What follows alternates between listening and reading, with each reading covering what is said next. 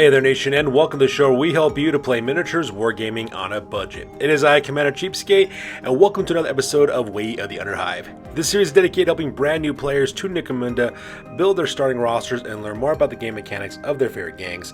And on today's episode, we'll discuss playing a Malstrain corrupted Helot chaos cult in the new Hive Secundus Campaign Setting. We'll discuss the gang's unique characteristics, provide a 1,250 credit starting roster for your first campaign, provide insights on tabletop tactics, discuss how the gang could develop over the course of a campaign, and provide our overall thoughts of this gang. And because this video will be a little bit more of a deeper dive, I will put timestamps in the description box down below so that way you click and navigate to the part of the video that interests you the most. So up first, let's go out and talk about exactly what the narrative is behind a Malstrain corrupted Helot chaos cult gang. First of all, the very first thing I want to admit is that Sam Spade, who's one of the viewers on my channel, was actually the guy who gave me the idea to come up with this video. He actually thought it'd be kind of a unique idea to combine Malstrain corrupted gangs with Helot chaos cultists, and I couldn't agree more. So because of that, I decided to make this video because of his suggestion. So Sam Spade, if you are watching this video, thank you so much for giving me the idea to actually create this gang. It just got my creative juices flowing, and this is the result that I came up with. The gang is called the Shifting Many, and they were a Helot chaos cult gang who were driven to Hive Secundus by some divine whisper from the warp that kind of inspired them to do something. Unfortunately, these guys, when they went to Hive Secundus, something happened, and now the cult answers to two masters instead of one. Now the question is, which voice do they answer to? Which one is the true master that they currently serve, and which is the deceiver? Do they serve the patriarch of Hive Secundus and the greater overall Tyranid threat, or do they serve the chaos gods? Only time will tell us, as well as a lot of bodies, guns, as well as bullets to tell the story of the Shifting Many. So that is the narrative idea that we came up with these guys. The idea is supposed to be they're pretty much in flux, they're always in transition, they're always changing sides, always being influenced by outside forces, and this is the game that is created. And once again, Sam Spade, if you're watching this video, thank you so much for giving me the idea to create this video.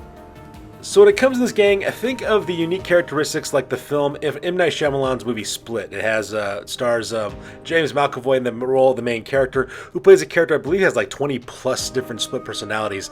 And if I remember correctly, in that film they actually all manifest, and James McAvoy actually plays all of them beautifully, I might add. It's actually a really powerful horror movie. If you get a chance to watch it, I highly suggest you do so. That and the sequel Glass, they're both amazing films. But anyways, the idea behind that film is kind of what kind of inspired this gang, alright? So in the film Split, James McAvoy's character is influenced by all these different personalities. Well, that's exactly what this gang is all about. They're answering to somebody, whether it's the warp or something more alien. Well, that's kind of decides up to you, the player, of what you guys want to do. In a way, this is actually a really fun way to blend chaos elements as well as Malstrain gene stealer elements as well. So sometimes they're serving the warp, sometimes they're serving a specific chaos god, sometimes they're just serving the patriarch of Hive Secundus, and sometimes they're just doing things because they just want to, maybe because they're crazy. Who knows what the situation with these guys? These guys are actually quite fluid that way.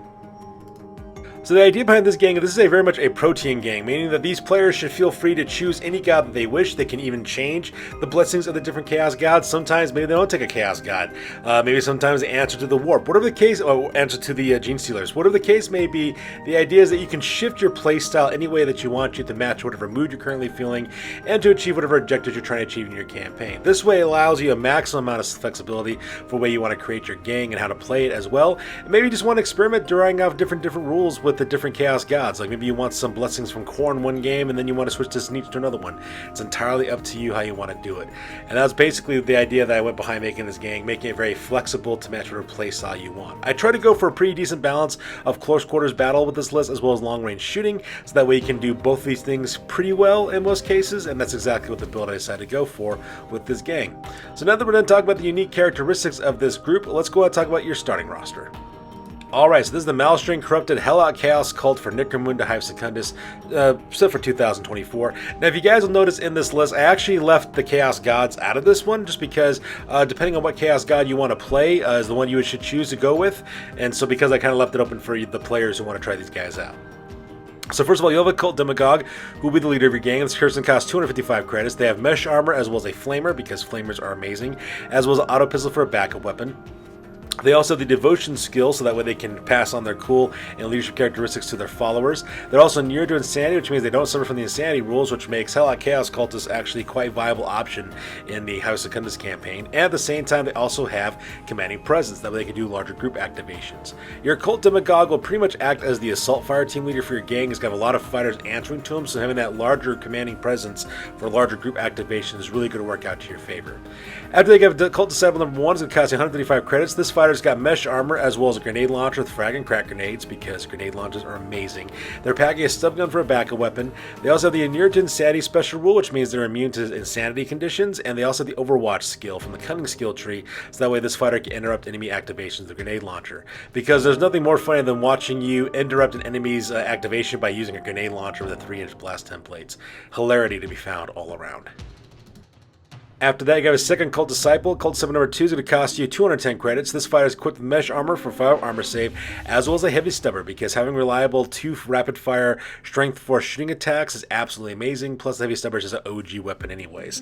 After that, you also have the Inured to Insanity special rule, which means that you are completely immune to insanity conditions, as well as Overwatch. That way, this guy can also interrupt enemy activations firing their heavy stubber, because nothing says I own your enemy's control phase rather than using Overwatch to fire a heavy stubber at a target, which is all kinds of fun. Your very last champion is going to be a Cult Witch. It's going to cost you 130 credits. This fighter's got mesh armor for 5 armor save. They're also packing an axe as well as an auto pistol for close combat attacks. That way they have +1 to strength in close combat, and rapid fire for sidearm trait as well. They're also giving a psychic familiar as well, so that way if you fail a willpower test for one of your psychic abilities, you can actually re-roll it again with the psychic familiar, which is nice. And plus, the psychic familiar also gives you a willpower test, where if you pass that willpower test with your psychic familiar, you don't have to worry about getting shot at, which is a great way to keep your Cult Witch alive. You also have the Witch special rule, which basically makes this person an unsanctioned psyker, as well as inured to insanity, which means that they're of course not subject to the insane condition, and they're giving this guy the telepathy skill. Now, the reason why we're going with telepathy for psychic powers is because you'll have fearful aura, which means your opponent must pass a willpower test in order to charge your witch in close combat, and more importantly, the unbreakable will special ability, which will allow you to transfer your Cult Witch's willpower as well as their cool characteristics to other fighters. You're going to have some Malstrain Brood Scum in this gang, and Malstrain Brood Scum have horrible psychology stats, so being able to use Unbreakable Will from the Cult Witch is going to give you just a little bit more of an edge to keep your fighters in the fight for much longer. So let's continue individual fighters. First of all, you're going to have a Helot Cultist Specialist. It costs 85 credits. This fighter's got mesh armor for a 5 armor save, as well as a long rifle, because having long range shooting attacks is great to have, as well as a stub gun with a backup weapon, as well as the specialist special rules, so that way they can use special weapons for your gang. After that, you're going to have 2 Malstrain Brood Scums. Brood Scum number 1 and 2 are priced exactly the same at 50 credits apiece. However, Malstrain Brood Scum number 1's got an auto gun as well as a stub gun for a backup weapon, while Malstrain Brood Scum number 2's got a last gun as well as a stub gun for a backup weapon. That way, these Brood Scum can take full advantage of the Witch's Unbreakable Will abilities. That way they can use the Witch's cool stats as well as willpower stats they need to as well, which can be really helpful for your gang, because psychology stats are not exactly the strength of a Malstrain Brood Scummer. Your final Malstrain Brood Scum number 3 is going to cost 65 credits. This character's got a shotgun with solid and scatter ammo, as well as a stub gun for a backup weapon, because shotguns are powerful strength 4 close range shooting attacks. Scatter ammo is also great too, because you D6 wound attacks. Now, you only try a strength 2, but anybody can roll a 5 or 6, so that's nice having that extra D6 wound rolls. And then lastly, you're going to have a Malstrain Gene Stealer. It's going to cost you 270 credits. It could be a brute that you can hire for your gang. This fighter's got mesh armor as well as razor sharp claws as well as venomous bite. It's got a bio booster in case it gets injured. It's got the dodge, evade, nerves of steel, as well as rain of blow skills. So this guy is a one-man wrecking machine. The Malstrain Gene Stealer is a close combat killing extraordinaire, and this is going to be doing most of the fighting in your gang for a lot of your assault that you're going to be doing for this Helot Chaos Cultist. And the reason why is so that way you get the best of both worlds. You have Chaos as well as Malstrain Gene Stealers, and don't forget, if you do the Dark Ritual, you can also get some Chaos Spawn in your gang, which would be kind of interesting. And then lastly, because you are a Malstrain gang, you would get additional 400 credits in order to purchase weapons, vehicles, as well as mounted fighters. In this sense, we're going to get you a Scum Race to cost you 400 credits. They're going to be packing a Rock Grinder truck, because those things are OP. They also got twin-linked autocannons, because nothing says I kill you like a rapid-fire strength 7 weapon with damage 2 as well as -2 AP. That thing is a beast. So get twin-linked autocannons for your gang, as well as escape patches to protect your crew members, as well as redundant drive system to protect your drive system in case you take more than a glancing hit. Tire claws to give you that 7+ handling ability, because Even though rock trucks are really good, they have horrible handling, and then a nitro burner to give you guys 1 additional inch in movement with that vehicle. And that pretty much makes up your starting roster for the Malstrain Corrupted Helot Chaos Cult Gang. So now that we're done talking about your starting rosters, let's talk about your tabletop tactics real quick. So first of all, you have 3 fire teams in this gang. The first one's going to be Assault Fire Team number 1, which consists of your Cult Demagogue, your Cult Witch, your Malstrain Brute Scum number 1, as well as number 2, and Malstrain Brute Scum number 3. Having that commanding presence ability with your Cult Demagogue is going to really be used for those Malstrain Brute Scum, so all 3 of those guys get activated. So that's what you really want to do as well. My suggestion to you is either get a cult icon for the Cult Demagogue or for the Cult Witch, so that we can start building up a third Assault Fire team. Now, Assault Fire team number 2 is going to consist of your Malstrain Gene Stealer all by themselves, and your Support Fire teams consist of your Cult Disciple number 1 and 2. These are the guys armed with the Grenade Launcher and the Heavy Stubber. Your Helot Cultist Specialist, who's armed with a Long Rifle, as well as your Scum Racer with the Rock Grinder with his Twin-Linked Autocannons. You're going to do pretty much a fix and flank type of tactic with this gang. You're going to suppress your enemy with your support fire team, so grenade launcher fires will go rain down on your opponents. Same thing with heavy stubber shots from your cult disciples. Your Helot Cultist Specialists will go after high value targets with the long rifle, so that way they can snipe at individual characters. Not to mention your twin-linked autocannon from your Scum Racer's Rock Grinders are really going to destroy enemies as well. Now, while this occurs, of course, you're going to assault the flanks of your enemies with your Assault Fire Team number 1 and number 2. Assault Fire Team number 1 consists of your Cult Demagogue. It's going to set people on fire with their flamer, at the same time having your Malstrain Brute Scums using lasgun, shotgun, as well as autogun fire to take out enemies in close combat. Your Cult Witch is going to use the Unbreakable Wills power, so that way they can give their cool as well as their willpower stats to your Malstrain Brute Scum, so that way they stay and they'll fight longer, and at the same time don't have to worry about taking too many break tests. Meanwhile, Assault Fire Team number 2 is your Malstrain Gene Stealer by itself, and it's going to charge over exposed flank and engage enemies in close combat and destroy enemies that way. The idea is that you want to surround your enemy, fully enveloping them, and then finally destroying them that way because you're attacking them at multiple fronts. And that's pretty much how the tabletop tactics is going to work for this gang. Now, as your campaign develops in this gang, I highly suggest getting vision-enhancing war gear. Things like photo goggles and infrasights are going to be really valuable to you, so that way you can not have to worry about the Hive Secundus visibility rules. And flares, oddly enough, would be really nice as well. In fact, for 30 credits, you could purchase flares for your grenade launchers, that way you can fire off flares with that weapon, so that way you can see exactly where your enemies are located at. So that's something you might want to think about doing. Flares cost 20 credits by themselves for like the hand grenade version for each of your fighters. Really cost-effective way to make sure that you can get that visibility conditions taken care of. At the same time, you also want to equip your gang with better close combat weapons as well as grenades. Chain swords are nice because you get that +1 to hit as well as parries. That's a really good general purpose weapon as well. Flails and axes are also great because they also increase the strength of the attack of your fighters too. Grenades are also something you want to get loaded up with. I would suggest starting off with flares, so that way you can see exactly where your fighters are going, and then perhaps move on to frag grenades or even blasting charges, which could be really powerful as well.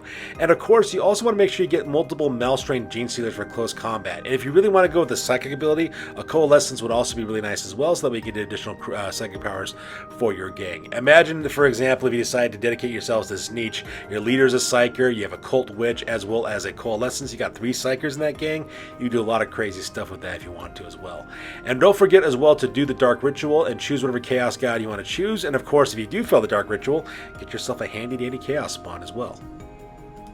So in conclusion, thank you again, Sam Spade, for giving me the idea for creating the Malstrain Corrupted Helot Chaos Cult. This was actually a lot of fun putting this list together, and I hope you enjoy it. I hope this kind of meets what you were expecting in terms of a list being built using these rules. This is a pretty fun yet quirky game to play, but just because there's a lot of interesting things you can do by running different Chaos Gods, as well as Malstrain Corruption. You can have a lot of interesting role-playing aesthetic attached to these guys as well, especially if you decide to like change Chaos Gods every single time you want to fight. Maybe these guys just aren't committed yet. They're just kind of hopping through the Chaos Gods or through the Xenos Gods until they actually find one that sticks. I mean, who knows, right?